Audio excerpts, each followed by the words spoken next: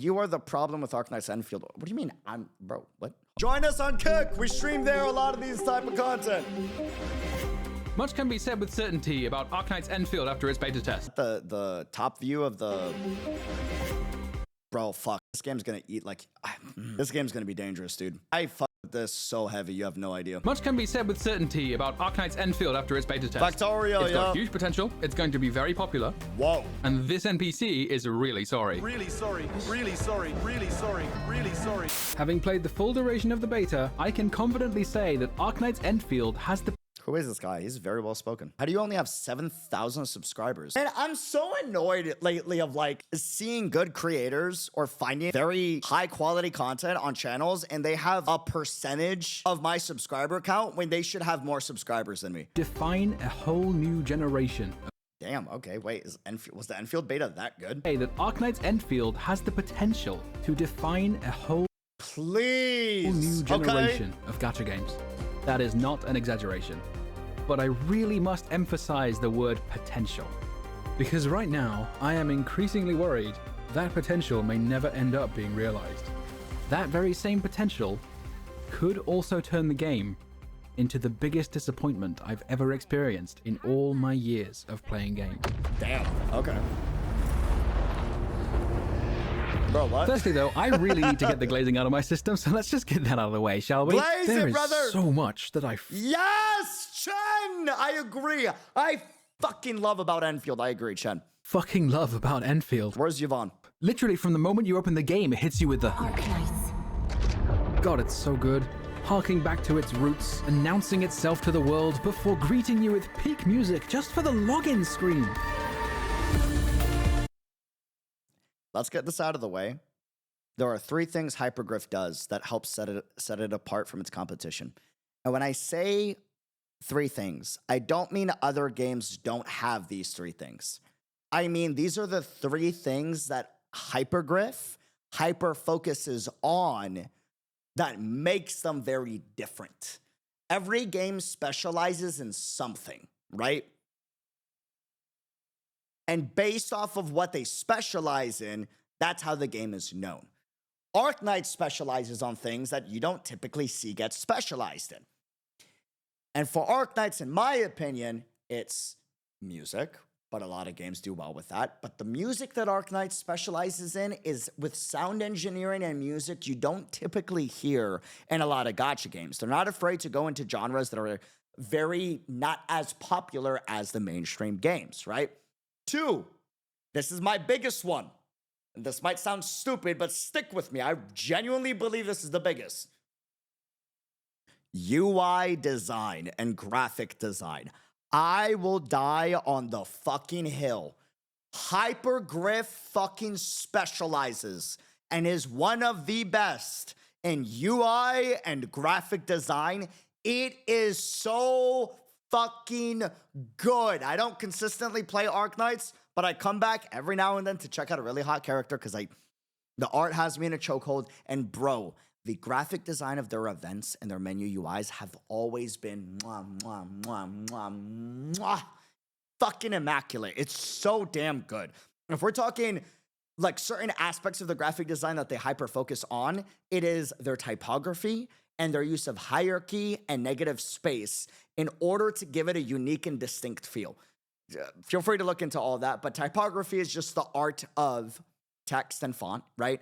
And negative space is just how certain UI elements are spaced, but it's the emptiness of certain elements that gives it a unique flavor. For example, here, we're already seeing negative space with the character, right here, the main character, right?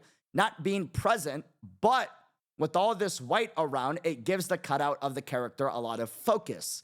That is good use of negative space. And then hierarchy. Hierarchy is just like, look at this stream overlay. You got my camera and me being the biggest focus of this, right? What's the second biggest focus on this stream scene, chat? What's the second biggest element of the chat? Exactly. Now, what's bigger, me or the chat? Which one? Me, right? That's hierarchy. Hierarchy is the organization of different elements on the screen. That way, the viewer knows where they should be looking first and foremost, right? It's necessary, right? So, if you have bad hierarchy, you get the fucking SpongeBob meme with the eyes going left and right, or you get overwhelming ADHD just mess in gameplay design that makes it very confusing or just unappealing for most people. Arknights hierarchy has always been peak, okay? Peak, peak, peak, peak, peak. The bongbu behind you, it draws me in. That is fascinating. I haven't heard that before. Oh, wait. Graphic design, music, and then the third thing, chat, the third thing. One more thing. World building. World building. Okay? Listen.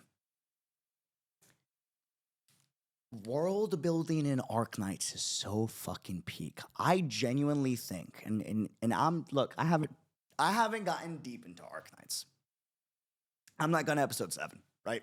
I haven't gotten deep. So maybe I'm wrong, and you can tell me I'm wrong, but I don't think I'm wrong. I'll die on the hill. I don't care. I can already see it from the PVs. I can see it from the videos they release. I can see it from the merch that they release. I truly believe that what makes Arknights so damn special is the heavy emphasis and focus on world building. They will absolutely crucify a character's arc if it means it will further develop the world of Arknights, further develop one of their nations, one of the organizations, one of the factions that exist in the world of Arknights, because it is so damn important for them to have a living and breathing world that the characters themselves are being affected by, right? A lot of games, gacha games especially, have games where the character affects the world. And based off of the rippling effects of how the character affects the world, you get the story and story progression. Arknights typically, I don't know about Endfield, but in Arknights, typically has the world affect the characters. And you then see how the characters are developed based off of how the world develops the characters, right? There's no one is better than the other, but I just find it interesting that that is the focus that Hypergriff tends to focus on. Yeah, sorry, I'm nerding out. Let's go. What we got?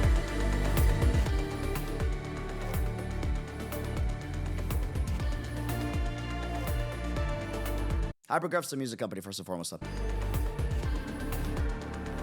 Yeah, it's a rare premise and it helps distinguish Arknights from the rest of the pack. Again, it doesn't mean that it's better than the other. That's not what I'm saying. What I'm saying, though, is it's different. And in the gacha space right now, you must be different. If you are not different, nobody is going to give a fuck about your game. That's just the facts. And it's not because they don't want to, it's because there's too many games in the space that are good or great. And if you're just like all the other good or great games that people are already time sunk into, why are they gonna like go from that game to another game, right? You gotta differentiate yourself from the pack. The satisfaction of seeing all the sprawling factory belts come together, customizing map traversal with zip lines, the activity in the Dijang with your operators working and saying hello. You're here, Administrator. I love that. How's your day? The view Oh wait, that's so good. What? in the Dijang with your operators working and saying hello. You're here, I love when they actually have like those worldwide interactable moments with the characters. Wait, and these are playable characters. Li Feng's playable, right? Administrator. How's your day? I love this. The view of Talos 2 from the Nexus. This is fucking insane, by the way. The phenomenal sound design.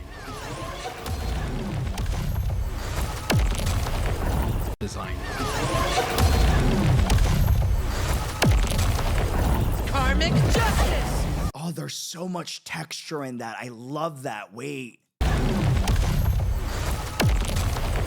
Karmic justice. Okay. Nobody's getting. The eerie environment and music of Valley 4.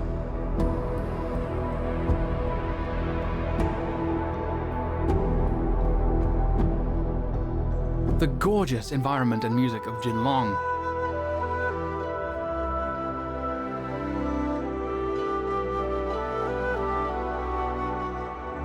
And the headhunting. Oh, God, bro, Arknights characters are so fucking hot. Oh my lord, dude. I've always said when I would play Arknights, right? And I come back every once in a blue moon. Bro, I swipe on Arknights and I don't even consistently play it. And I still come back to swipe for the characters and the skins. Because the art is so fucking good. And it's like a drug. And I know I shouldn't. I don't even play the game consistently. And I can't help myself because it's so damn good. I've played Arknights and I've said on record, on stream, the day they ever make a story that is fully voice acted, I'm fucked. I am truly fucked. And here we are. It's happening. Oh my good lord, the headhunting. The music on the banner screen gets you all And the worst part, I'm like, yes, please. excited as if you're preparing for a rocket launch. You click the button, you hear those distant scintillations, and then...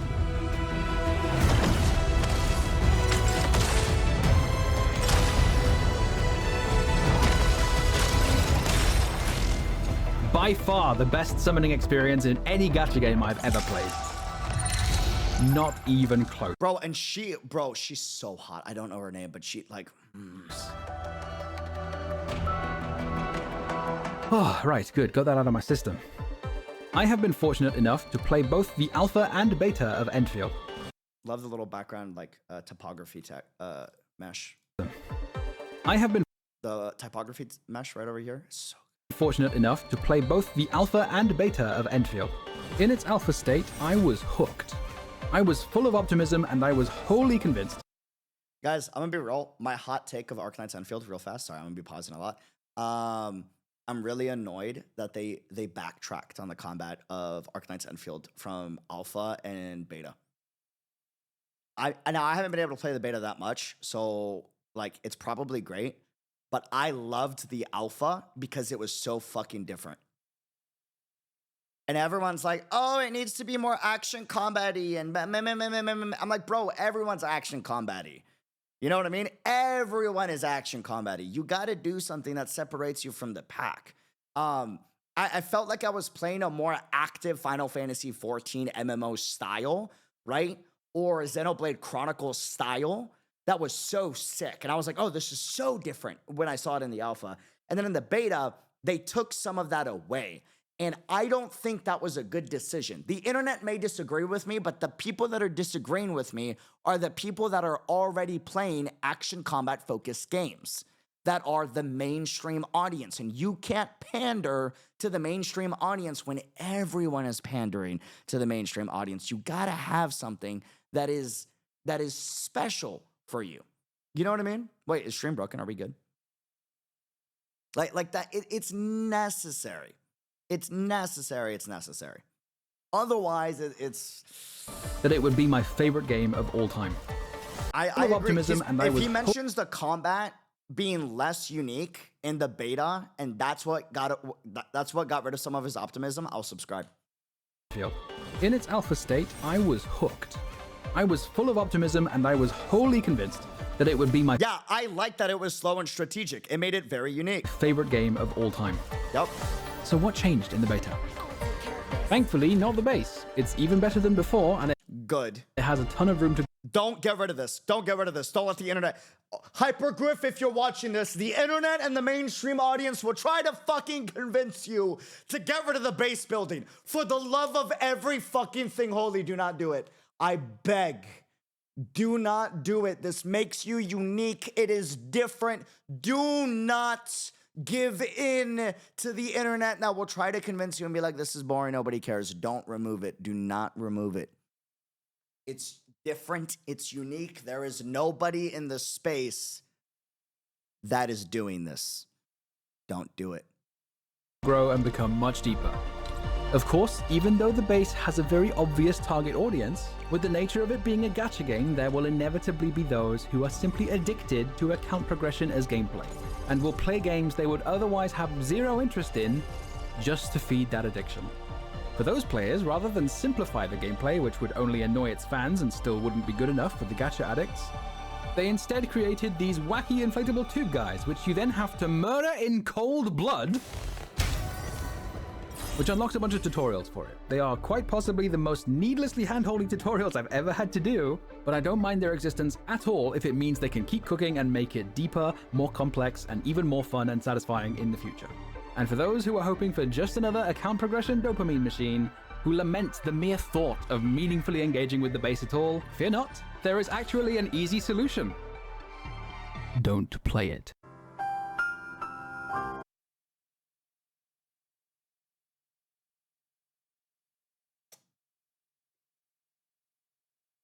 Subscribed, thumbs up, base. Banger. This is a banger video. Subscribed and base. Banger. Subscribed, liked, base. Unfortunately though, in spite of everything I've mentioned so far, base. Endfield has made what I feel are very significant mistakes. Ooh. Pretty much all of them are fixable, these are far from permanent, but in general, beta tests She's so cute. tend to look pretty similar to their full release versions. So let's dive in. The main story is, to put it bluntly, bad. No. Really? Really?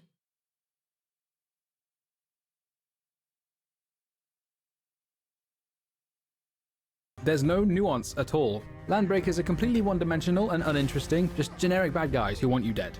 Compare them to Reunion from the Arknights main story. They're introduced to us as Reunion is so fucking fascinating. Again, I've only played up until I finished episode 7, but dude, so fucking well done and so good. By episode 3, I was like, oh my god, this is so damn good. And it gets really interesting once you meet up with Chen and her dad, and you're playing between the politics of Rhode Island and Chen City while also dealing with Reunion. And the overworld all at the same time. Like, there's so much different stuff at play in the very beginning of the game and nuance that was so sick. I can't believe that Enfield doesn't have that right out the gate. fighting for the same goal. It's as bad as early AK Story, but I feel like early AK Story, which is the only thing I've played, is great though. As Rhodes Island, that being to liberate the infected, but with very different methods. There is a clear conflict. I understand the motivations of the antagonists and how they ended up where they are.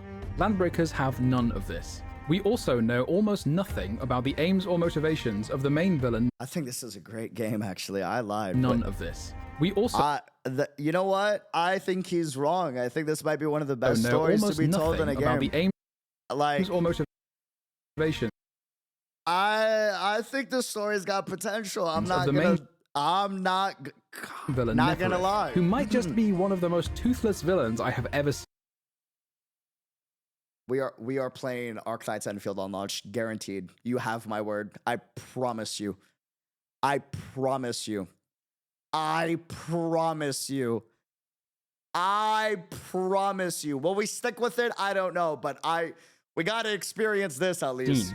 With the sole exception of one line when you first meet her, she shows up from time to time. Ooh, you exploit lands that were never yours. You fail to realize that we are way beyond you. Says some vague bullshit and fucks off again. How on earth can this be written by Hypergriff, the same people who gave Banger episode. Oh my lord, this is where I left off on. Dude, Patriot. One of the best arcs I've played in a gacha game. So damn good.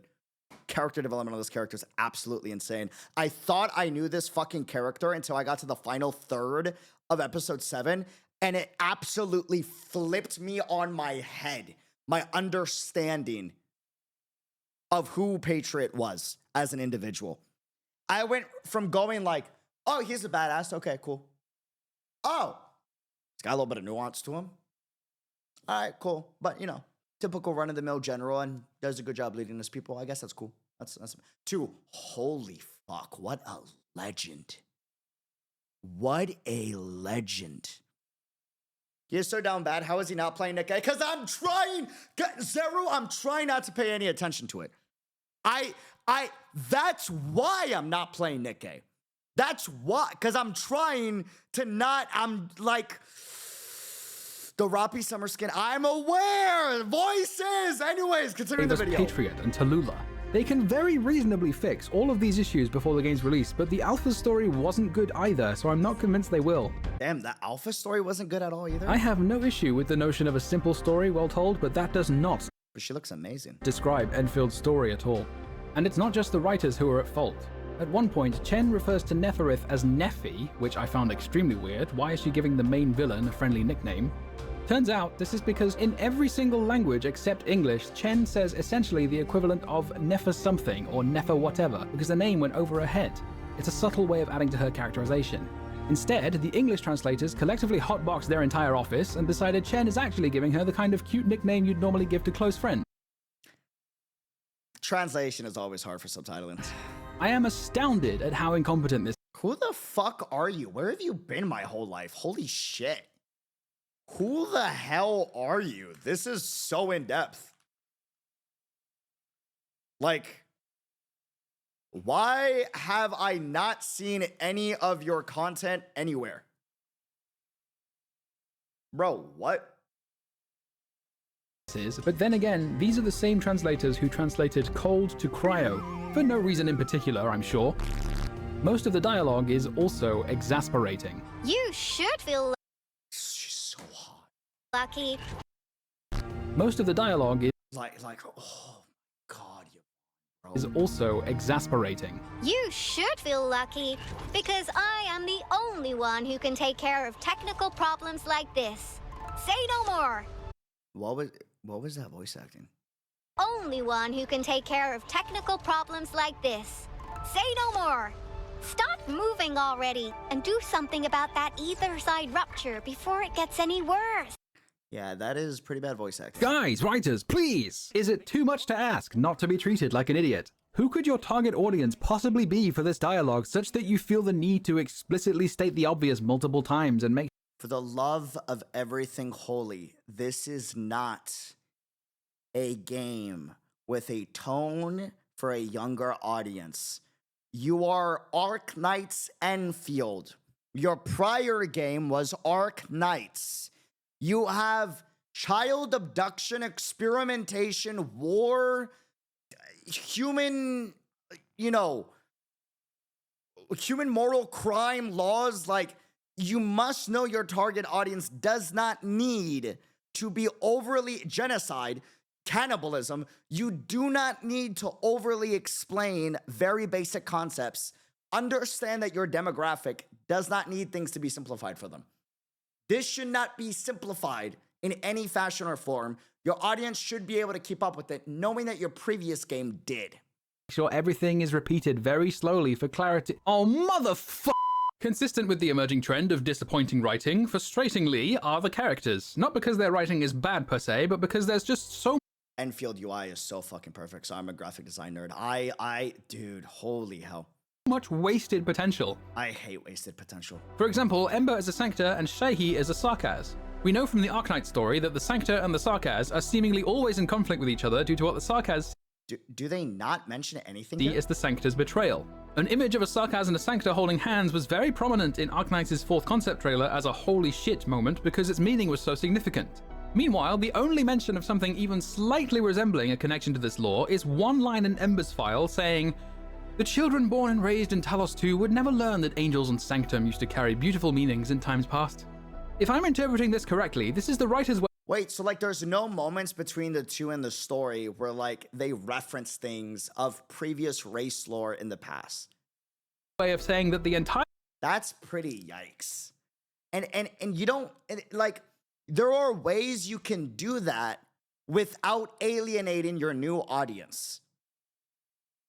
Like there are ways to do that without alienating your new audience. Just by properly showcasing the relationship between the two characters and saying it's based off of their past history, that alone provides so much context, right? Like that is entire history of Terra, all the extraordinary, catastrophic, mountain-moving events that directly led to Terran races ending up on Talos 2, not important. None of it matters anymore. I am so disappointed in the writers. What a monumental waste of such an incredible wealth of lore at your disposal. All that being said, though, I must admit, I she's so hot. I mean, like I'm still playing the game because like the characters are so damn sorry. do love the fact the resident Australian, Aviwena, says verbatim, "Bird and beast piss? How does it taste like? Crikey fucking blood." Okay, I like her a lot. Bloody oath, Sheila, you piss-drinking cunt. Despite nearly all the writing I like her a lot. being Wait. a massive letdown, I want to make it explicitly clear the voice actors, thankfully, are actually good at their job and have done marvelous work with the material they've been given. Nice, okay. I'm a huge fan of Aviwenner, Dapan, and Wolfguard's regional accents. Oh, of course. You're the boss. You point the way. Not a problem. Oh my lord. Of course. You're the boss. You point the way. Not a problem. Leave it to me. And on top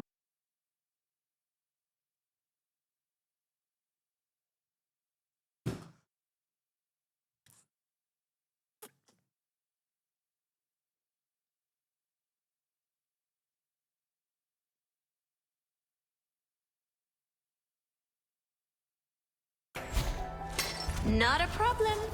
Leave it to me. and on Yes, ma'am. top of that, the animations are way more expressive, the models are outstanding, and their idle chatter adds a ton of Idealism is always detached from reality, and it's the first step towards disappointment. Ooh, that gives really good characterization right there.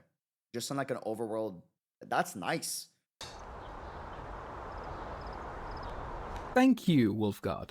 Also, just one more thing. I am no prude. I am a straight man who plays gacha games. I'm not going to pretend not to like fan service. I love fan service. I am the fan being serviced. But guys, holy fuck, relax! No, no, no. Don't listen to him. No, don't, no, no, no, no, no, no, no, no, no, no. No, don't listen to him. He doesn't know what he's talking about. He doesn't know what he's talking about. No. No. He doesn't know. You're doing great. You're doing great. Keep it up. Keep it up. You're doing great. Keep it. You're doing fantastic. You're doing chat. Type 1 in the chat right now. If you want them to keep it. Type 1. Go ahead. As expected. Yep. See, the internet knows what it wants. Make sure you make your community proud. Keep it. Keep it. Pretend not to like fan service. Keep it. But guys, holy fuck! I love my community, by the way. Y'all are so fucking base. Cheers. My goats. Y'all are amazing, okay? If you ever see me at a future Arknights fest or event like that, like, we are getting coffee and teas. We are doing a community meetup. It must happen. I am letting you know. I already treated one Arknights player to coffee over in New York City. I'm just, y'all get me. You understand. Fuck, relax. Subtlety is dead. Humanity is cooked. Have mercy on my soul. God, hide me from the wayward cook. Guys, holy fuck, relax. I love Yvonne. Subtlety is dead. From the wayward woman, Lord Jesus. Now, as I said before, She's so hot. everything I have mentioned so far is fixable. Bad writers can be replaced and characters can be given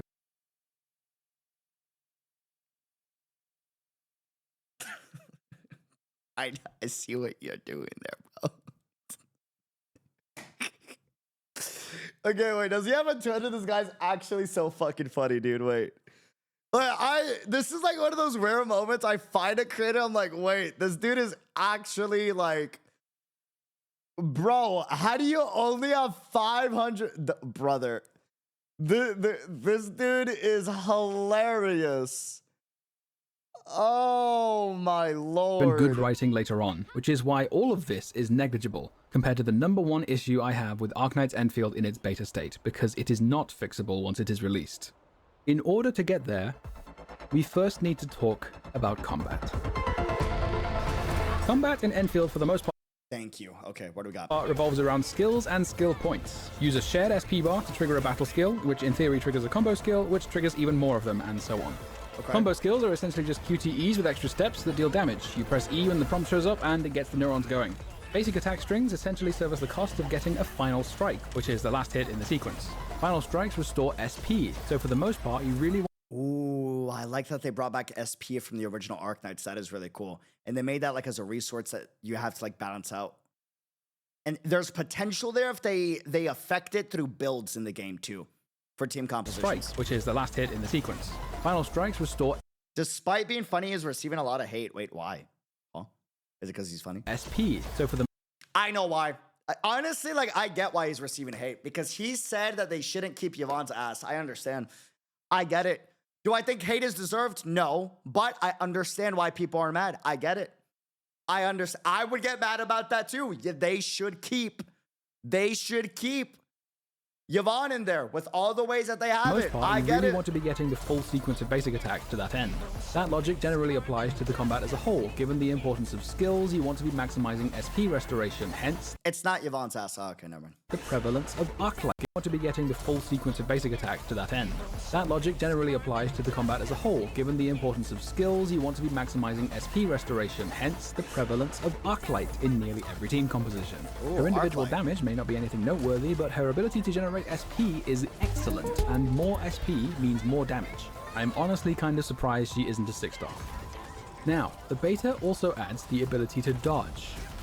Due to the nature of final strikes being your primary way of restoring SP, you need to commit to the full sequence of basic attacks to get it, which means currently there is still very much a choice every time an enemy attacks you of either dodging or taking the hit, and the dodge is often not the best move. I like that. Interesting. But it still gives me cause for concern. Future 6-stars are inevitably going to be designed to take advantage of more and more gameplay mechanics. Sure. Right now, the dodge only exists as a means of survival rather than facilitating damage. But if a dodge exists in any capacity, there is a very real danger of them leaning much further into it by, say, having a 6-star with a combo skill triggered by a dodge, and then more units with kits centered around dodging who synergize with that 6-star, and a new 6-star whose basic attacks don't get interrupted by the dodge, and before long you'll end up with a player base wanting more and more action, understandably seeking to flex their ADHD action gamer reflex. I can't stand ADHD action gamers.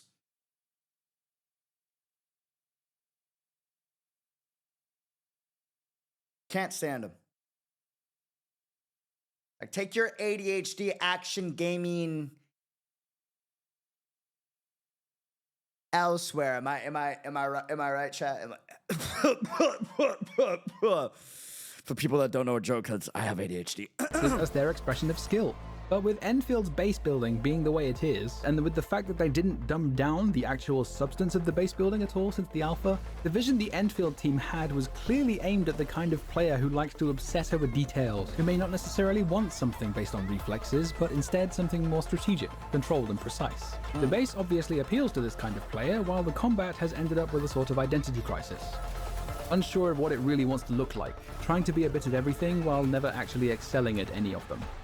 Most of the strategy comes from the team comps rather than the execution. The actual process of triggering combos and doing damage and so on, while satisfying for a while, is very easy. Use a battle skill or two, do your basic attack string, face tank smaller hits, use combo skills on cooldown, and repeat. I quickly exhausted every single possibility for improvement, and even self-limiting clears like duos and solos are not at all challenging. Okay. I died more often to platforming than to enemies. This is Bro, how do you die to platforming, bro? Like, what? That could not be me. I never understood how people are bad at platforming. mostly due to the current cast of enemies lacking any real variety or complexity. Sure, it will improve with time, but the state of the game at launch has real implications for the future of the game.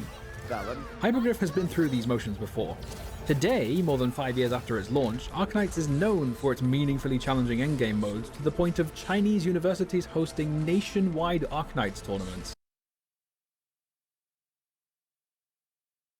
Okay, massive respect. That's a cool ass fucking thing y'all do. Wait, that's legit. With thousands of dollars in prize money.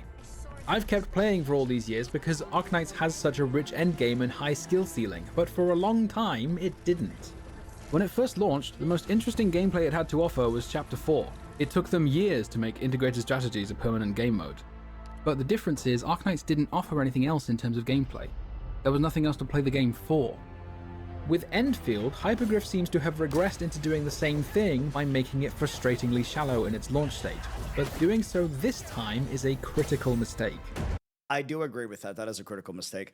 Like, it's a good sign. I didn't know that, but that makes sense. It's a good sign that Arknights started off very slow and very bare bones basic, and then actually got a lot of its like complex mechanics as time went on, and they improved it, right? And that's great because it's a sign that with time, the devs will actually implement and improve it. But Enfield is in Arknights. This isn't their first game, and this is a very expensive game to make. And with that, they have one big opportunity to catch the audience that they need to catch in order for the game to be sustainable and have sustainable quality for future patches, and that is launch. It is better to delay and have a finished product at launch than attempt to recover. It doesn't mean you can't recover. It just means you're going to take a ginormous hit, which will affect the quality of any future patches that come out. Like this isn't, you know what I mean? Those who are looking for strategic depth will not find it. It is pathetically easy, and it will remain that way for at least the first 6 months or so. Which means once those players have completed their bases, which really doesn't take that much time, they may not stick around for that long. But those who are looking for action will get plenty of it from daily and weekly gameplay, regardless of the difficulty. The ability to dodge not only gives those action-seeking players their daily dose of dopamine, but also significantly diminishes the need for healing. If their overworld healing needs can be met with items you can craft directly from the backpack, and the 4-star like Snowshine can provide literally all my healing needs with room to spare anyway, what reason does the action-seeking player have to engage with the base at all? The outposts are optional. All they need at that point is some components to make. I mean, there's ways around it when you're doing the development, right? Like, yes, you can dodge your way out of most combat, but at the end of the day, one big thing you have to account for is skill, right? Like, that is still something that you need to practice to get good at dodging. But if you still want it to be strategic, there are ways around making mobility not be the core center point and have other aspects of strategy continue to be necessary and involved so that healing and other debuffs and buffs are happening in order for you to get the clear. And a game that does this really well is Final Fantasy XIV. Not to plug, just someone that has done a lot of endgame content there. There is mobility in that game, and over time they added classes that made it so that they would have specific abilities that allowed you to dash across the map and made it so that you can better dodge certain attacks and things that are happening, right? The way that they made sure that you still needed strategy in a lot of fights, regardless of the fact that you have good mobility and movement, improved on in future expansions, is they made it so that the enemies had mechanics that would force you to get locked down, requiring healers, debuffers, and buffers to get you through those mechanics that would lock you down, right? And they make it so that it's based off of A, knowing your rotations and your abilities, B, knowing the current health of your entire team, and making it so that the current health of your entire team needs to be mitigated with good healing because you can't dodge your way out of every single mechanic, right?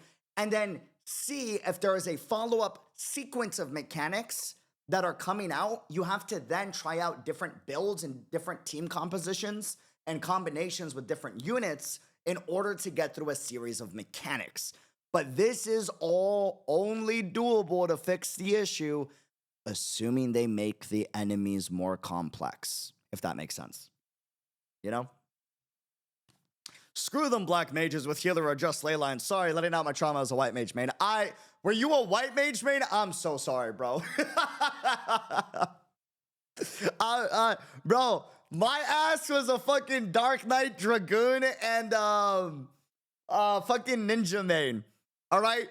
So there were definitely moments where I was like, I gotta get my ninjutsu off. I'm doing the fucking ninjutsu. Regardless, my healer can heal me. It's okay. Oh, dude, my healer's got me. It's okay. Dude, I'm so sorry, bro. Engage with the base at all. Respect. The outposts are optional. All they need at that point is some components to make gear. This, combined with the lack of strategic depth in its launch state, creates a serious risk of cultivating a majority of players who are exclusively invested. That's a valid take, actually. This combined with the lack of strategic depth in the launch state can create a serious risk.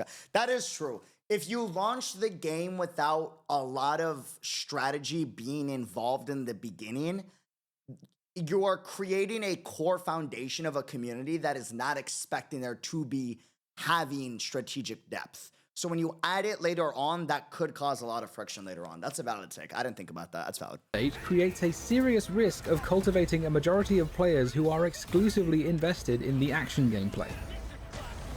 Now, this will be a controversial take, but I would not be making this video were I not willing to defend it. I think the best decision Endfield could possibly make after the beta is to remove the dodge entirely. Ooh. Ooh. Ooh. Ooh.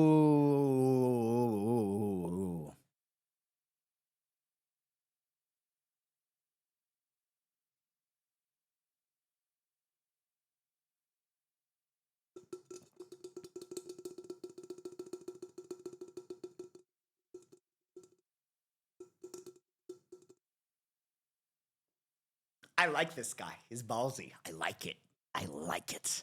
We need more creators like this that are willing to give controversial shit like this. I like this. Okay.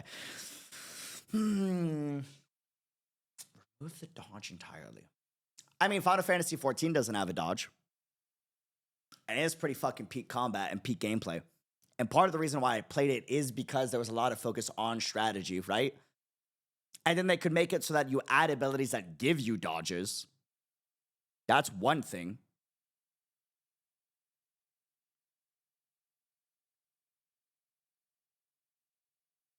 FF14 has dodges, though. No, it has abilities that allow you to dodge. You can move out of the way of AoEs, but you can't dodge the way that you can in Endfield / action combat games.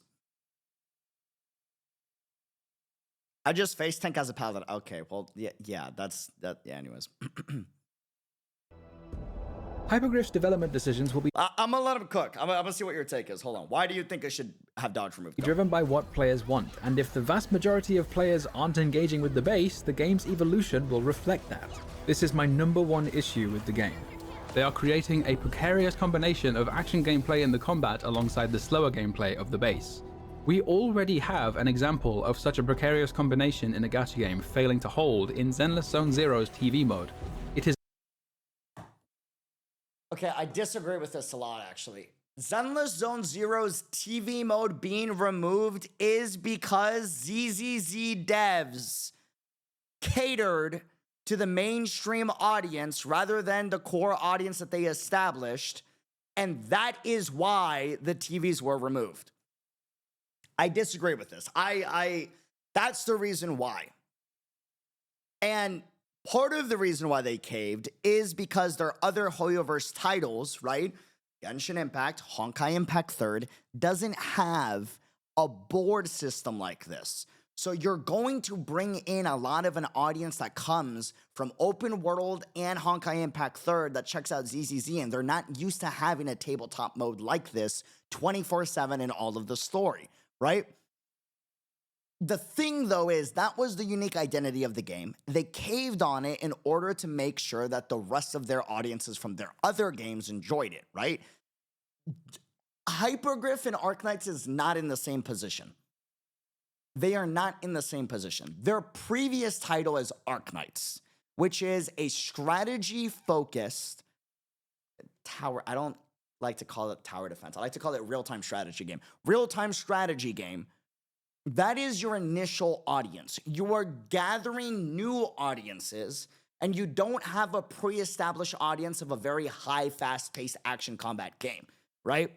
So I don't know if this is a valid take, but I can see why he's bringing it up. I understand the idea of like combining fast gameplay with slow things up top can make it worse. I think the reason why the TV nodes needed to go, though, is because they didn't want to add or didn't add the complexity necessary to make it in-depth, you know? Like, yeah, and ZZZ promoted their game to be an action game from the beginning, and that's why a lot of people hated TV mode. Yes, exactly. They also mismarketed it, 100%. Precarious combination in a gacha game failing to hold in Zenless Zone Zero's TV mode. It is an action game. It was advertised as an action game. Lo and behold, the action gamers didn't like the TV mode, and Hoyoverse decided to all but kill the TV mode entirely. I personally am on the camp that was bummed out when TV mode got removed.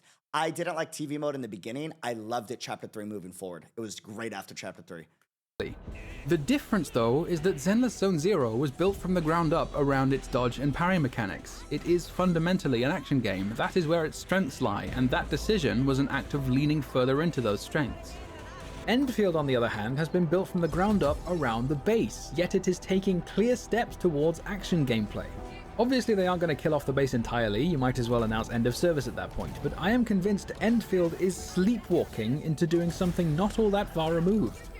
If the game cultivates a player base who are seeking action, then as more and more regions are introduced, each one asking the player to build a new base from scratch, those action-seeking players will complain, and being the majority of the player base, there is a serious danger of Hypergriff pivoting to action gameplay for that reason. And we have already seen that Hypergriff is perfectly willing to let you sidestep most of the strategy in their strategy game, so long as you pay up. But for the same reason Hoyoverse's attempts at strategy have been absolute dogshit, Hypergriff would not even hold a candle to developers with mature and polished action gameplay systems. Removing the dodge and doubling down on strategic gameplay solves this problem and gives them the space to build on. I think you can still have strategic gameplay that solves this problem while still having a dodge. Personally, that's my take. But I also agree that his take isn't wrong. His take is inherently correct. I just disagree with it, but I don't think it's wrong. I don't know if that makes sense. Like, I think you can. I think he's wrong in the sense of you can make a strategy-based game with a dodge. I truly believe they can do it. It's all a matter of, can they come up with good complex enemy mechanics to make it so that the dodge is not a core reliance.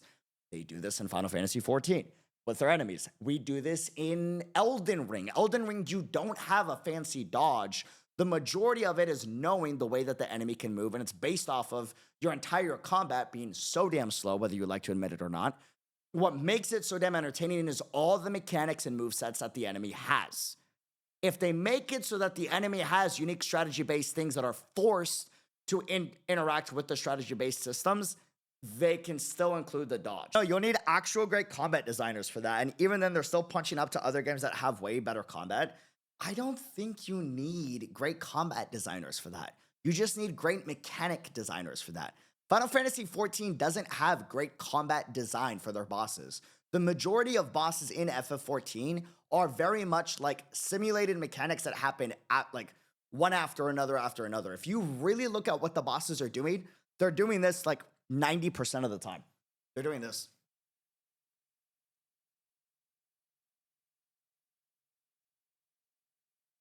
Really cool mechanic. Really cool mechanic. Another mechanic. Another mechanic. Back to.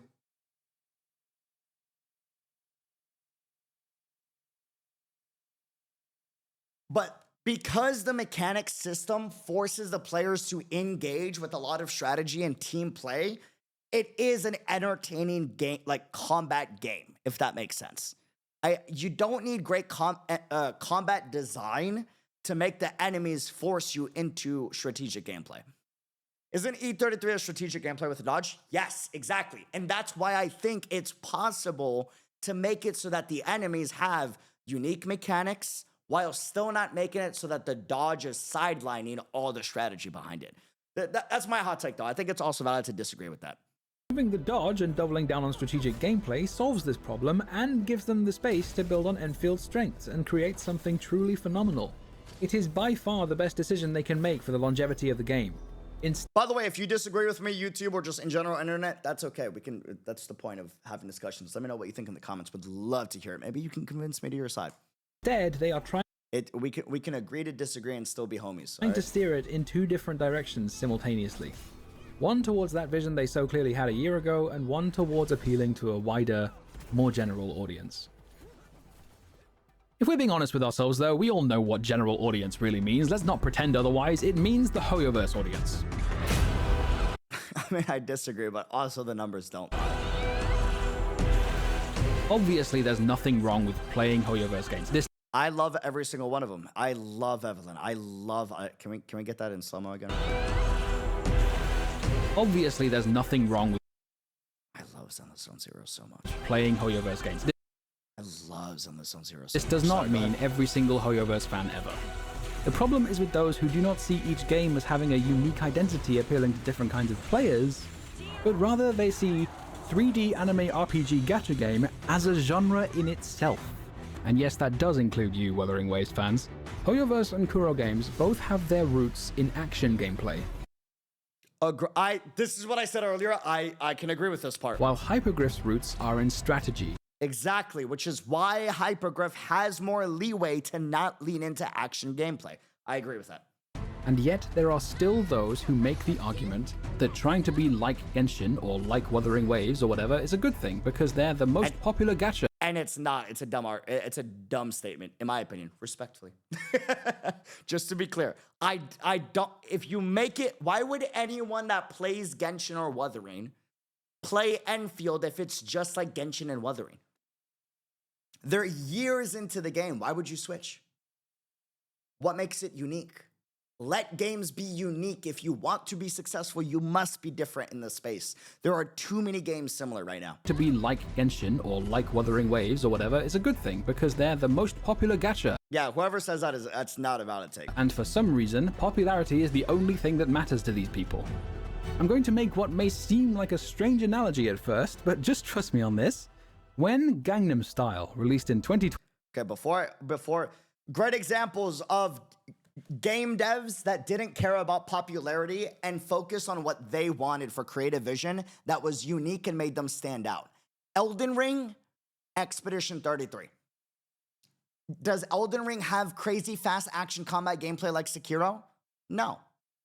And yet Elden Ring became more popular than Sekiro. Right? Is Elden Ring easy difficulty for the casual audience, which is a bigger audience than the hardcore audience? No. And yet Elden Ring won several Game of the Year awards, right? Expedition 33 is a turn-based game. Does the majority of the audience like turn-based game? No, statistically speaking, turn-based games do not perform as well as action combat, easy-to-play games. The casual audience is the most, right? But yet, despite this, E33 and Elden Ring became huge, ginormous.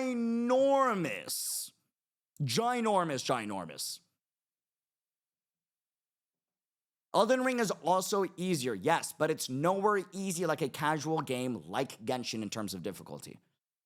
ER is still difficult compared to the majority of games that blow up to that size.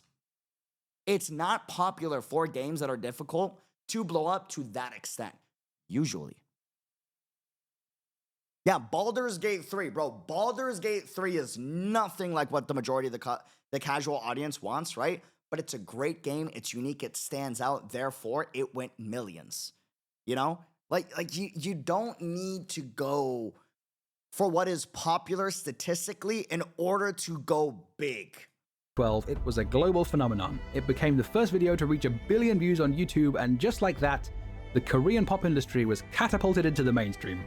More than a decade after that phenomenon, do we now have a thriving industry consisting solely of songs that are like Gangnam Style? Sounds a bit silly, doesn't it? Psy did not stumble upon some magic formula for success which can be repeated forever with the right balance of ingredients, and Psy has explicitly said this himself. You know, I cannot call this success because this is called phenomena, and which means I don't do anything. People do it, right? So this was by people, not by me. K-pop is the leviathan of an industry it is today, not because everybody copied Gangnam Style, but because people took advantage of the opportunities Gangnam Style opened up. True. Fast forward to 2020 and Genshin Impact becomes a global phenomenon, catapulting gacha games into the mainstream. MiHoYo put some forward-thinking people at the wheel, quickly built a brand identity, renaming themselves HoYoverse, and now, 5 years later, HoYoverse has found unfathomable sustained success. But again, this it still boggles my mind the success that they have. I'm not saying that it's not deserved, but it just blows my mind the numbers. Like, the fact that they can release a video and it just gets millions of views every single time, like, it is. This is not because they found some magic formula, but because they took advantage of the opportunities brought about by the phenomenon that was and is Genshin Impact. This is what people's... I disagree here. It catapulted only Hoyo. I also disagree there. No, it didn't. That's not true. That's not true. If you look at PGR statistical numbers over on Google Trends, it skyrocketed post Genshin Impact era than it did previously. Like, don't get me wrong, gacha games are still niche, but the in general rise was much higher post Genshin than it was before. Before Genshin, mainstream creators and mainstream platforms did not promote gacha games the way that they are promoted right now. This is also seen by why we're seeing more gacha sponsors more than ever before. It genuinely helped the entire industry. There was also COVID. COVID also did that for everybody as well. Yes, 100%. So often That and COVID, it's why gacha is so big now. this when they insist that every new gacha game needs to be like some other gacha game. It wasn't a mainstream level, which is I'm pretty sure what he said. No, I'm disagreeing with your statement though. You said, okay, I disagree here. It catapulted only Hoyo. And I'm saying it didn't catapult only Hoyo. I'm saying it catapulted everybody. Of course, this is no concern for enlightened and experienced 3D anime RPG gacha game enthusiasts like ourselves. I'm sure our judicious and learned beta testers have provided invaluable feedback to the developers. Shall we peruse a few of them? Dash. Oh no, what is this, bro? What are you doing? Here it is. Is this what got him? Wait. Of course, this is no concern for enlightened and experienced 3D anime RPG gacha game enthusiasts like ourselves. I'm sure our judicious and learned beta testers have provided invaluable feedback to the developers.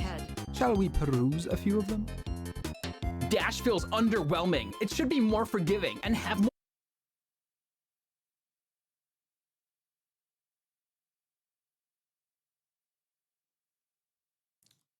iframes. It's not to my liking because of my action RPG experiences. You don't say! Game needs a proper dodge, and anyone who says otherwise is coping. A quick look around the gacha space makes this abundantly clear. Not being I don't know if I'm gonna make it through this part, bro. Oh no, dude.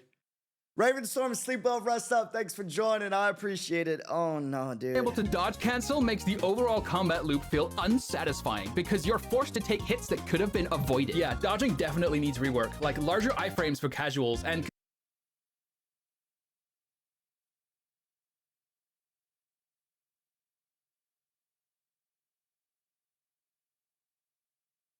consecutive dodges, and dodges not breaking your basic attack combo, and more dodging distance, and making dodges more rewarding, and make SP boss 4 instead of 3. It would make combat faster. Please make normal attacks more powerful, and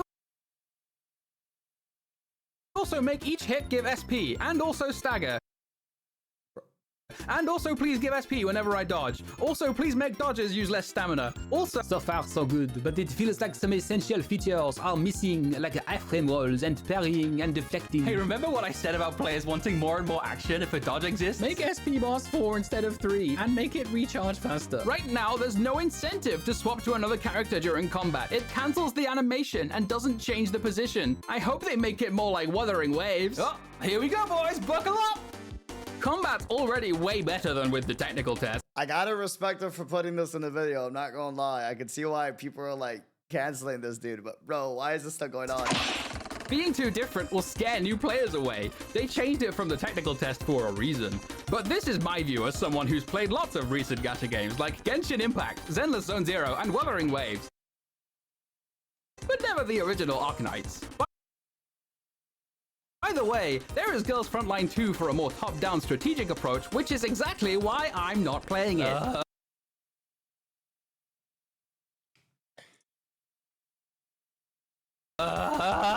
Here are some exploration options in the competitors I've played. Genshin Impact. The game should tell me which weapon to put on my character, like in Zenless Zone Zero. Also, the game should tell me which gear to put on my character, like in Zenless Zone Zero. Overworld exploration feels kind of slow. A good example of how to make it better would be Wuthering Waves. Right now, this feels like a certain game where the combat is you running around and combining different skills to get the reactions. Damn, that's crazy. I wonder why. Jump feels too short and floaty. It would be great to increase the height.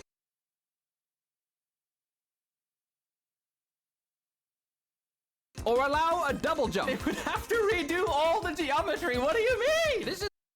This is why though I am worried for Endfield, because they're gonna get a lot of this feedback. Because it's a gacha game, a lot of this audience is going to ask for this, and I'm hoping Endfield does not budge on their creative vision.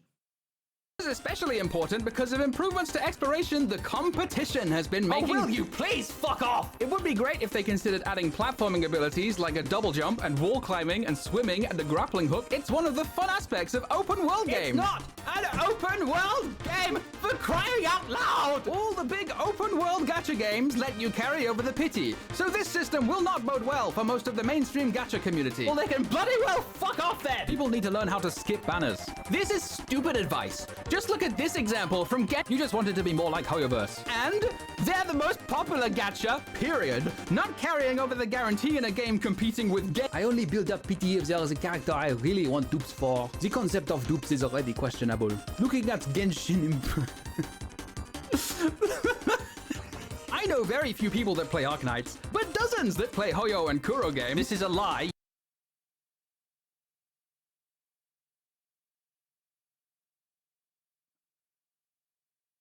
You know people who play one Kuro game, it is Wuthering Waves specifically, don't fucking lie to me! It's about what your competition does in business. Oh my god, you people are insufferable! I keep pulling after I get the character to build pity, but that's now a mistake in this game. You have a gambling addiction! Building pity is not a thing! In my ideal gacha system, there is no 50-50 system at all. Just a banner with X pulls to get it guaranteed, and a higher chance to get it at X pulls. This is literally the Endfield system, you idiot! Mark my words, if this system goes live with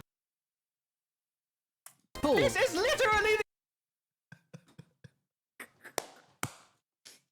the Endfield system, you idiot! Mark my words, if this system goes live with no changes, the player base from competitors of this game will absolutely not play long term. The competitors are not the other mainstream gacha games. The competitors are other strategy-based games.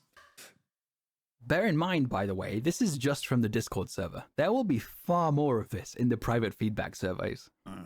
I want to highlight one more post, however, in which two testers state similar concerns to mine and are met with a rather depressing response. The first tester says, "Currently there are a lot of action elements, but the battles don't feel exciting. I think the battle system in the technical test might be more enjoyable. When it comes to action, other companies' games are more refined, and the current system just feels like an inferior version of them, which is just annoying." The second agrees. There are some opinions that it's plain compared to other games, but Endfield is differentiated from others and is interesting in its own way, so I don't want it to be swayed by those opinions and make it feel too action-oriented. I agree that they need to focus on the strategy. I don't know, man. I'm of the belief, I haven't looked into the gameplay of the beta, so I will concede there. But I am of the belief that Endfield gameplay was more unique in the technical test than it was in the beta. And if they do go too much towards action combat, there's just no need, and it's not going to do good for the longevity of the game and the success of the game. They have to differentiate themselves. If the dodge window is too lenient, it'll just become a dodging action game. While the third tester, eloquently summing up the vast majority of the feedback, says, "I agree with increasing the action element. The reason is simple, it will attract a wider range of players." I disagree. If the game is great, the success it will have by the audience that it is demographed to, right? Like targeted to, will bring it more success. The general audience already has their games. There are already too many action combat games in the space, right? Which splits up the audience. You're only gonna get a piece of the pie. You know? Like, this is like saying that StarCraft 2 needs to be more like Call of Duty because FPS games are more popular. Exactly, they're different genres. They shouldn't be compared. Enfield should not be compared with Genshin and Wuba and all the other action combat games. You know? I disagree as well. Not everything unique is bound to be successful. No. I'm not saying everything unique is bound to be successful. I'm saying everything unique and of quality will be successful as a gacha game. But it must be quality and it must be unique. This, essentially, is the mindset of people who keep asking for the game to be something it's not. They have no concept of carving out a niche in the market or games having Still risky, you have to be risky in this market. You're not gonna outmarket Hoyoverse unless you have a really big financial backer. You're just not. I'm sorry. You're not. So, and you're gonna make your game just like another gacha open world action combat game, but have no unique identity and be action combat-y, but you have less of a marketing budget. You're asking to get shot in the foot by not being unique in this space. It's a very hyper-saturated space, you know? Genshin itself was technically risky for the gacha space. Yeah, it's either take a risk or enter a very saturated market for a piece of the pie, not the pie. You know what I mean? Unique identities, or the developers having their own vision. It's all just monthly revenue PvP. It is boring, it is exhausting, and I lament the...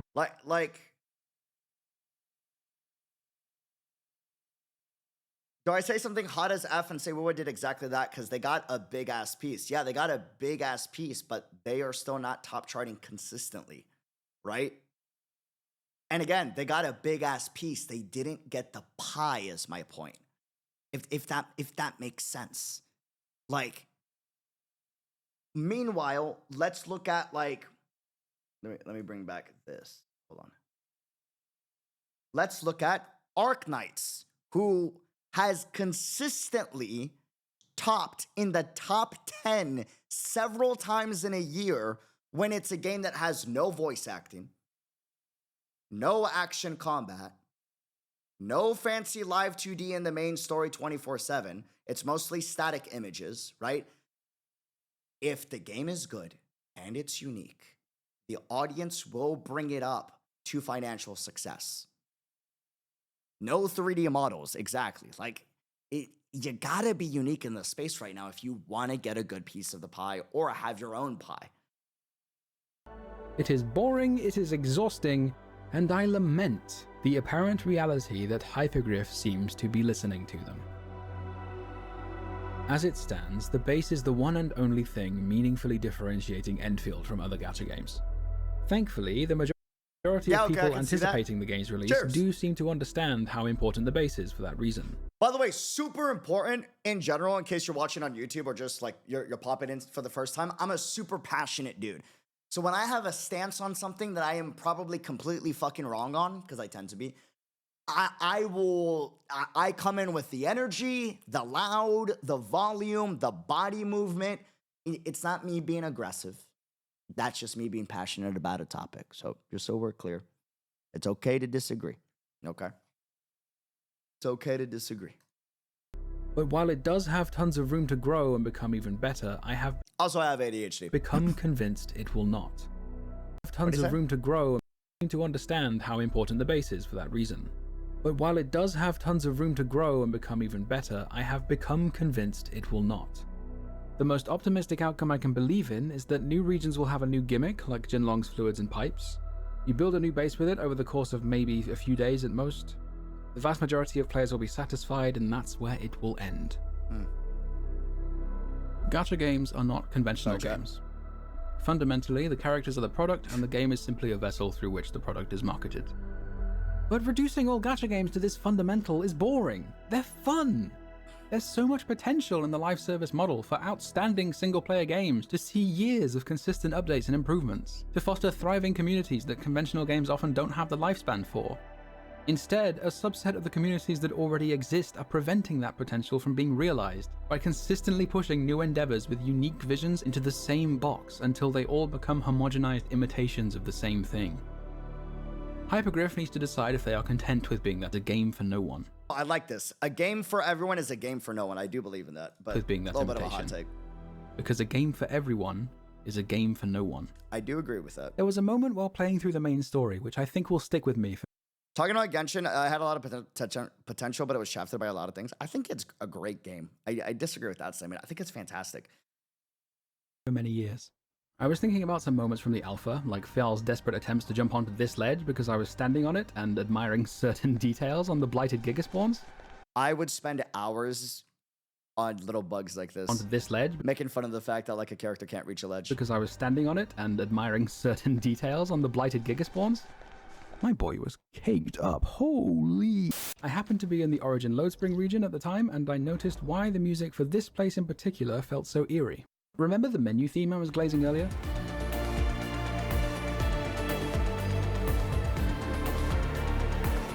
Now compare that motif to the music from this part of the map.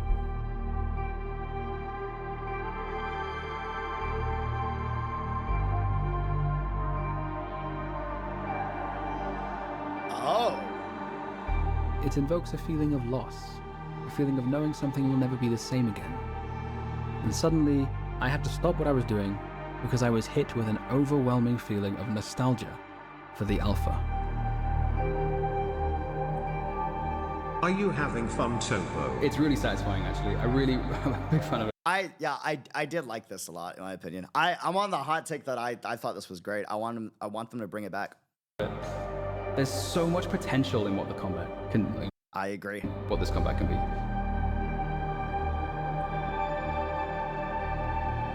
Do you have any other comments on the overall storyline? Okay. I can write an essay for this. I want the story to have a spine and let writers take risks. I'll be disappointed if it's dumbed down and basic. Wait, no. Angelina! Angie, that's not how you abuse gravity. Angie, no! I'm sorry. I really hope they commit to what they've got here. I think it's sick. Commit to the vision, commit to no dodge and shit. Obviously, like, it needs refining. I think it could be strategic with dodge, but I also agree that if they get rid of the dodge, it will focus more on the strategy side. I'm good with either or, to be honest with you. You do understand. I just want it to be unique. Not many people will agree with you. Yeah, I know. As long as they're actually playing the alpha and understand what the vision is and what it's asking of them, it's totally fine. If they disagree, like, all I can reasonably ask of someone is to think for themselves, right?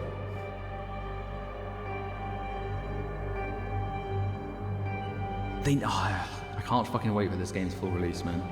This is a technical alpha. It's like a really bare bones version of this game, and it's already like, I've just been unable to put it down. Just actually insane. I'm so excited, dude. I can't wait. Love this video. So well edited. I disagree with something said here, but like, this was a beautifully crafted video. Whether you like it or not, it was very well done. There was a lot of passion and effort put into this. We need more content like this in the space. It feels a little weird to talk about it this way because it was literally only a year ago, but I'm making this video in the first place because I need to express how it made me feel. I had so much optimism for what the game could be. I'm still optimistic, but I'm also like an idealistic individual. I'm the dude that like, bro, I'm a FF14 1.0 player. And I was like, surely one day they'll make the game better, right? And then A Realm Reborn came out and like the story was kind of rough up until level 50, but I'm like, surely it will get better, right? And eventually it did, and it became one of my favorite games of all time, you know? But now that optimism is becoming silent lamentation. If Endfield continues on the path it's currently on, every gacha developer with an eye on this game will see the trend. Originality is overrated, and the path to success lies in imitation. The men in suits will take notice, and unique, interesting ideas with... And on that note, Expedition 33 has proven that originality is not overrated. Path to success does not lie in imitation. Arknights has shown this with getting 20 to 40 million some months, purely just off of good story, lore, world building, and a very different type of game in the genre. The men in suits will take notice, and unique, interesting ideas with oceans of potential will not even see the light of sunrise. Endfield is a dying canary in a coal mine. That canary may not be dead yet, but I am not at all convinced Hypergriff is interested in saving it. What? I am. I think regardless if Hypergriff does great with launch or does awful, I know the game will eventually become a banger. I know that with all my heart. Because if they mess up the launch and the launch does not bang, they have to improve it because of it being a gacha game. So it's only a matter of time that the game becomes great. My problem and my hope is, I hope it's a great game at launch so that I can blow the fuck up and get all the success it deserves, and we can get some really cool, unique shit in the game. You know what I mean? That's what I'm hoping for. I'm hoping that they don't do the Final Fantasy XIV issue of it took 5 years for them to take retake a big part of the market for themselves. You know? Could have been the harbinger of a golden age, could instead doom itself to be the death knell of gacha games.